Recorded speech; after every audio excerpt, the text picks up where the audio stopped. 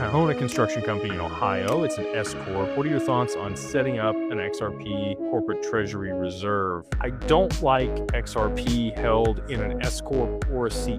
And the reason for that is if you do get sued, especially if it is a construction company, I don't know if you have your assets held in that construction company, you've separated out the service-based business that you do. If you haven't done that, I would highly recommend that. I would have a holding company that owns the assets and a service company that leases the assets from the holding company, just to separate a lot of that liability. I don't know if you're a general contractor or a sub or what you do in the construction business. So I'm just giving you some general information here. I would highly recommend you separate the assets of the corporation away from whatever service is being provided, just in case there is a lawsuit. So that if somebody does sue you and take the stock in your S-corp, they can choose to liquidate those assets after they've taken control of the company. Not fun.